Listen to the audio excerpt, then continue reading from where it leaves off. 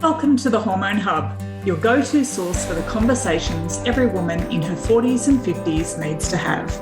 I'm your host, Kylie Pinwill, your nutritionist helping you navigate your way through perimenopause, menopause and beyond so you can say goodbye to the endless fatigue, unexplained weight gain, hot flushes, PMS, mood changes and more that come on this hormonal roller coaster.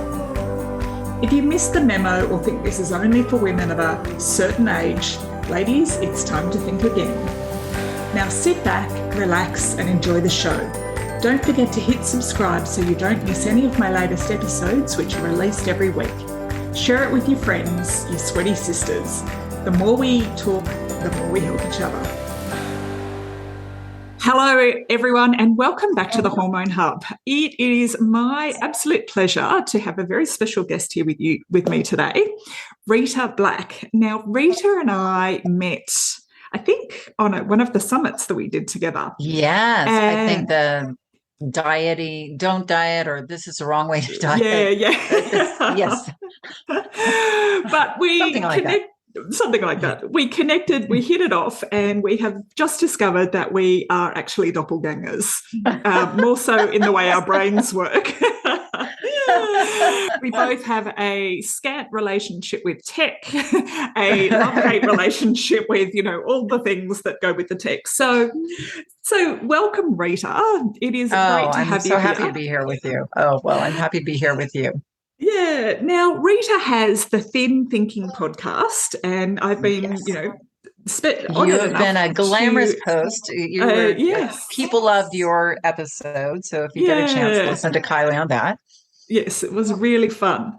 So, Rita, would you like to introduce yourself and tell us a bit about what you do? Okay, sure.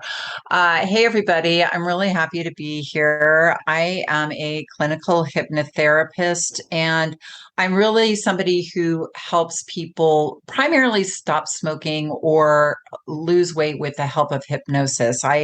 Just so you have a quick idea of why I got into this, because I think people think of hypnosis, first of all, as like magic or voodoo or this wave of the wand, but it really is a technique where you can engage your subconscious mind to make changes much more rapidly than you could in the conscious state. And I'll talk about that a little more later. But how I got into it was I was somebody who was a pack and a half day smoker. And I quit smoking with hypnosis in one session. I was like, wow. And at the time I was like, I live in LA and I had a completely different career. I worked in Hollywood and I was a writer but I was not happy. It was the 90s. It wasn't a great time to be in Hollywood.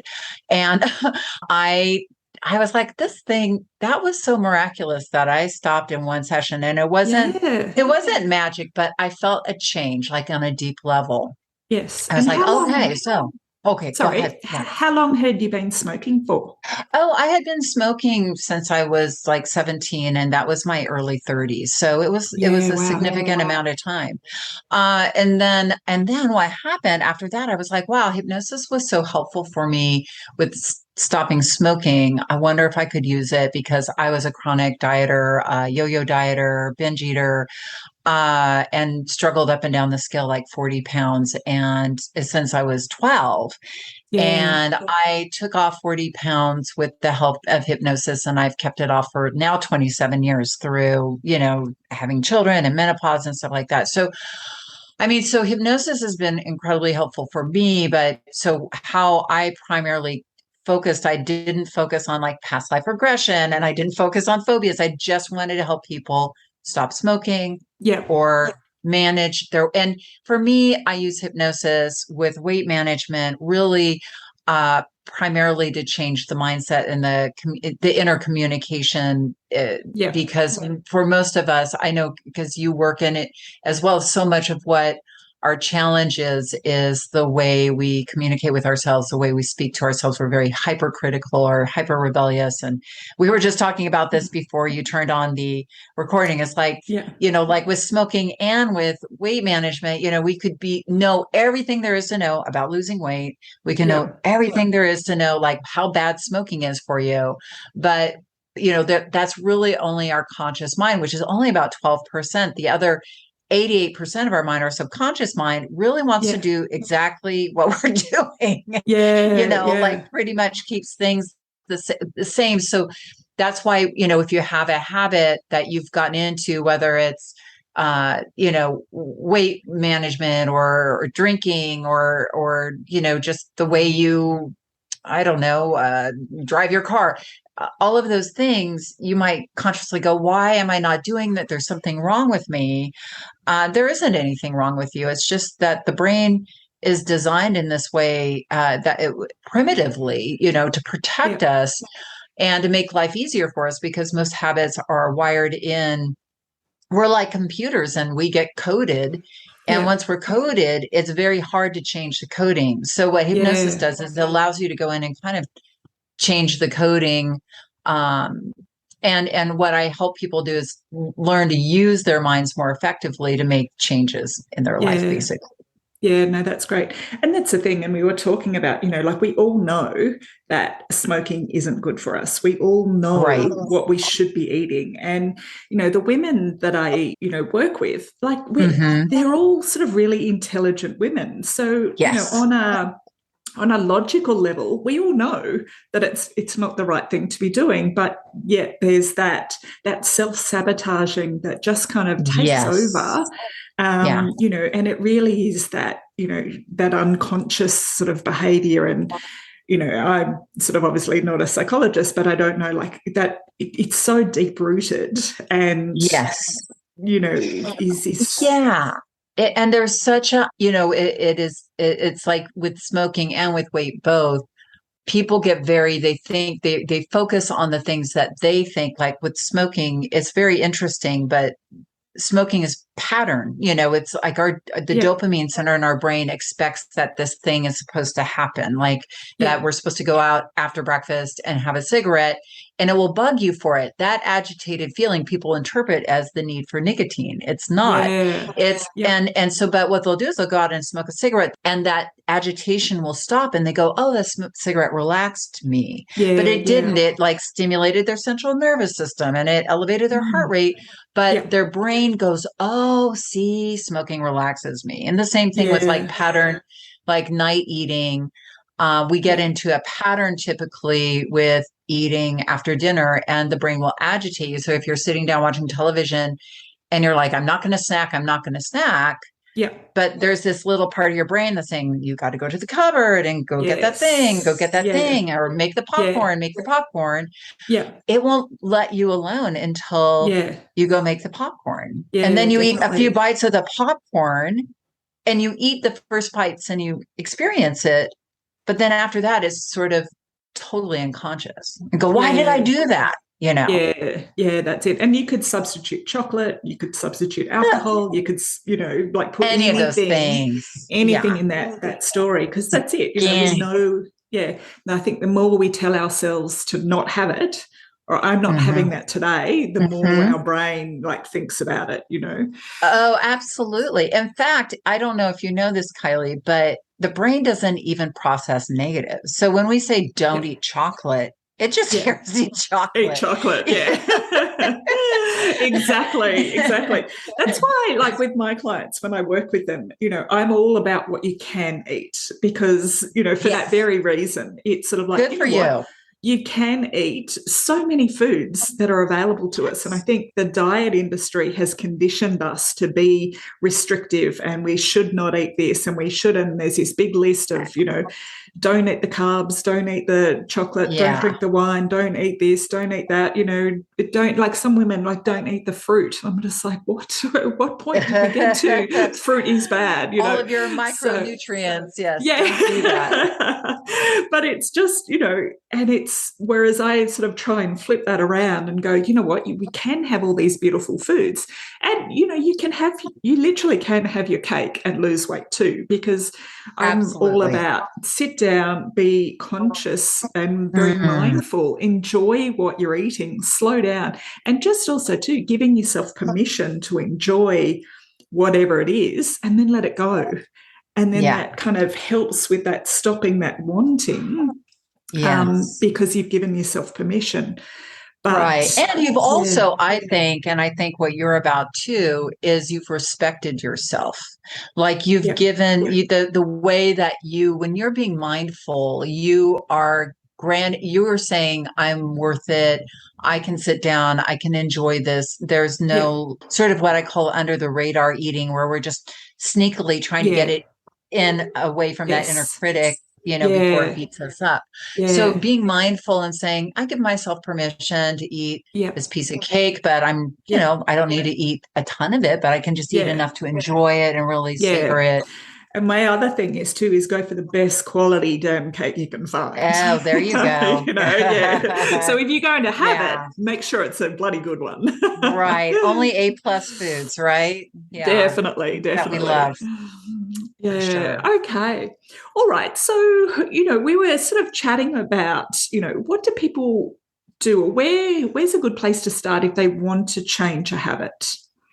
Great question. So I think the way that we try to change a habit is typically like what Kylie and I were saying, is that we try not to do something versus really mindfully.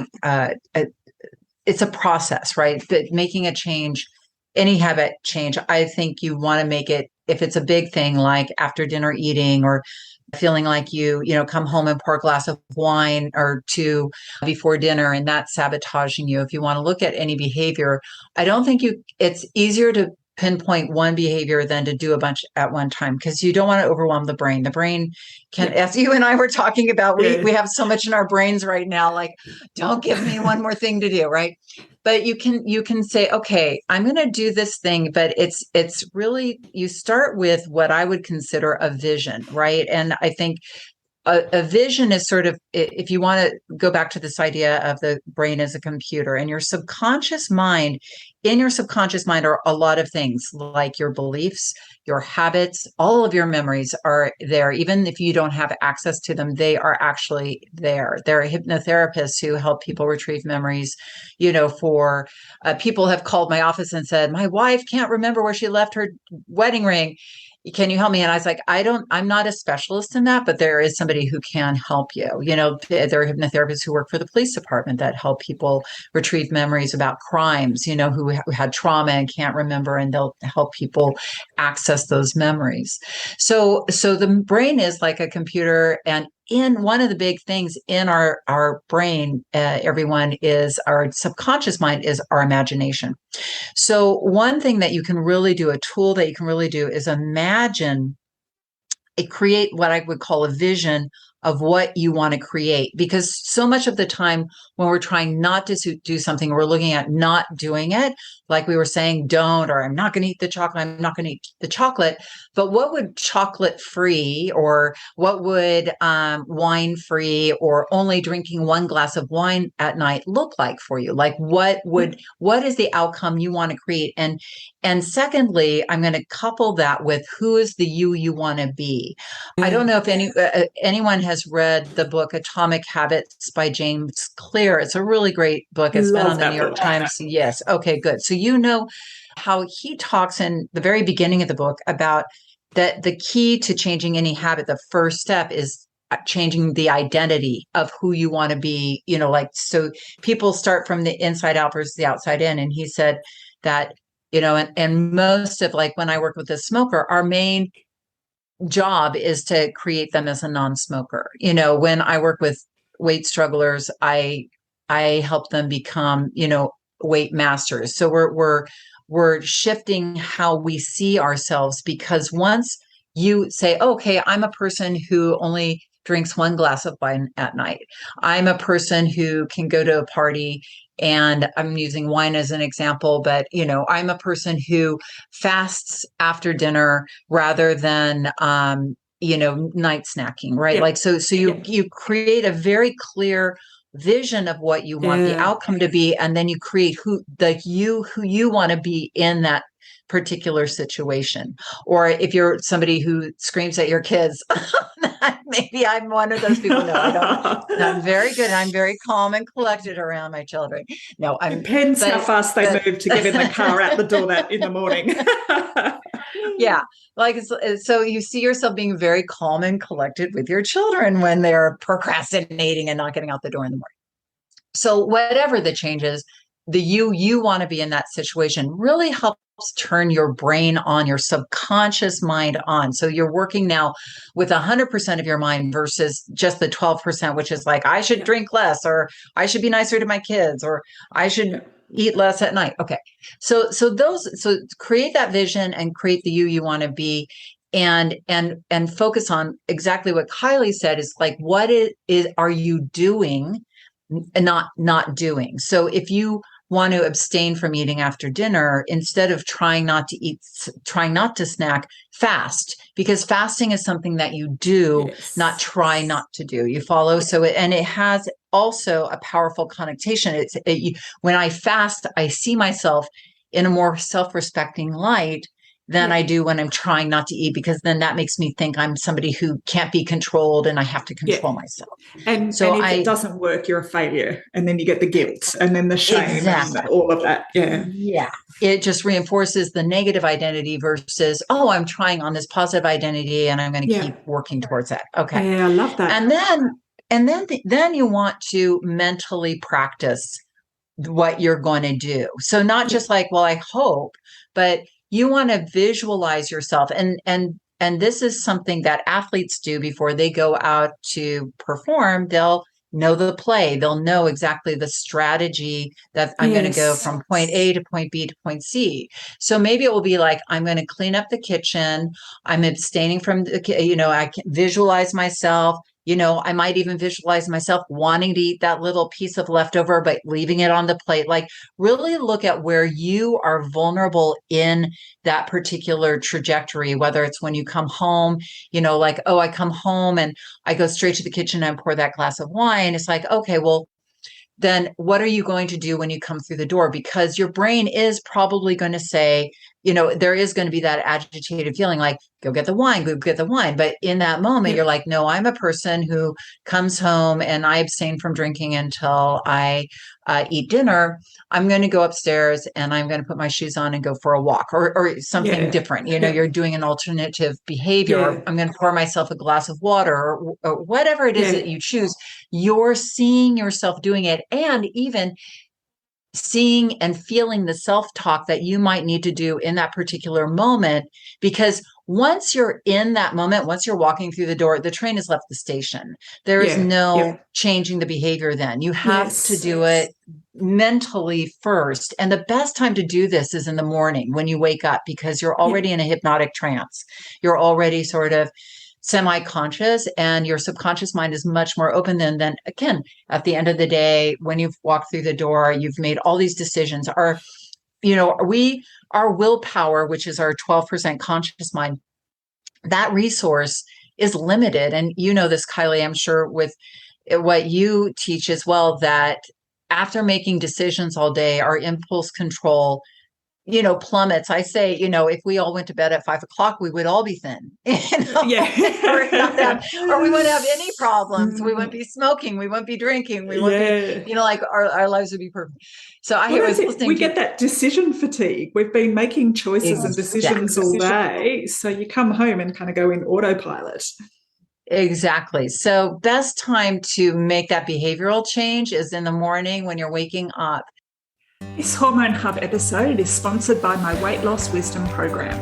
Weight Loss Wisdom is an effective, rapid, fast weight loss program designed to help you shift stubborn body fat, lose unwanted kilos, and most importantly, give you a proven system to keep it off.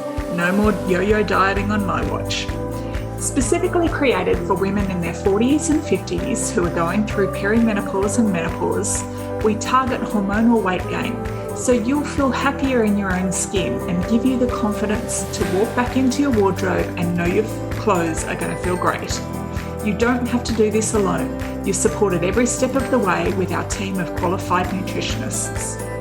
The link with all the details is over in our show notes, or you can find it at kyliepinwell.com/weight loss wisdom. And so one thing that so one little self-hypnosis technique is just to run that seen through a couple of times in your mind. Now, what you can do is just lay in your bed, maybe get on your back, close your eyes, and just be in your body, and you could do a progressive relaxation, just relax my feet, relax my calves, and just allow your body, but you'll probably be pretty relaxed if it's the morning. And then you could just imagine, okay, today I'm going to get up, I'm going to live my life, and then I'm going to get home. And okay, now I see myself. And you're visualizing yourself like you were watching yourself on this is called the movie theater technique. So you just watch yourself, come through the door, go into the kitchen, get a glass of water, go into the living room, sit down and relax, or go upstairs, put your shoes on, go outside for a walk. And then you're going to hit rewind and you're going to do it again. And then you're going to hit rewind and you're going to do it again. And then you're going to step into your body and so it's kind of like you've gone from watching yourself to being in your body, in your mind, going through the same thing. And again, you can, at those points where you're vulnerable, like maybe while you're opening the fridge and maybe you see the bottle of wine, or maybe when you you visualize sitting at the television and knowing like, oh, this is the time I would normally go get the popcorn. What am I going to do? Am I going to get up? Maybe I'll make a cup of herbal tea. Maybe I'll do some stretches. Maybe I'll just sit and take a breath and be in my body and just be really grateful that I'm fasting, and something that also can help is have a mantra. Like I have a mantra. I used to be a huge night eater, and I have a mantra that I use with myself, food free in front of the TV. So that's just my little, but that's the danger spot too. Yeah. Oh, for sure. And it's so mindless. I mean, how many empty calories do we eat? Just like, we aren't even aware of it. So so having a little mantra, or like one and done for a glass of wine, like I'm one and done, like having a mantra also is self-hypnotic because it's reminding you who you are, reminding you what you're doing. And because it becomes such a rhythmic thing within your own mind, it's like self-coding, you're really stretching neural pathways. So the other thing, and this is a little more advanced, but it's pretty easy to do, is to do a recording of being like, let's say you wanted to change one of these habits, that you could visualize yourself at the end of the month having made that habit change, like, and then to do a gratitude list of why you're grateful. Like, oh, I'm so grateful I'm coming home and exercising instead of having a glass of wine. I'm so grateful that I feel healthier and stronger in my body. I feel so grateful that I'm sleeping better because I'm making better choices, right? Whatever it is, you don't have to do a lot, just, more 5, 6, 7. And you can also be grateful for other things in your life. That's what I do this every morning. So I listen to recordings of my gratitude for the month, and I say, I'm grateful that my family is healthy, and I'm grateful that, I have a roof over my head, just things that remind me that, whatever my negative or crazy mind that wants to think ahead and think how bad things are, it's just like bring me to myself and bring me to my, like what I have and what I'm grateful for. It's a really actually lovely thing to do in the morning. Yeah, beautiful. So and so I'll write this down. I'll hit record on my phone, and I'll just put on some. It's so, like you and I, like we were saying, tech. We're not the greatest tech people in the world, but all I have to do is put YouTube on my computer, have my phone, and I put on a meditation music. Basic 101, right? I'll hit that. I'll read my list really slowly and in a very gentle, nurturing voice, right? So and good then, for your nervous system, just to slow too. Yeah, exactly. And then I will listen to that. Now I have clients who are doing that. So you think, well, you're a hypnotherapist, of course it's going to be easy for you.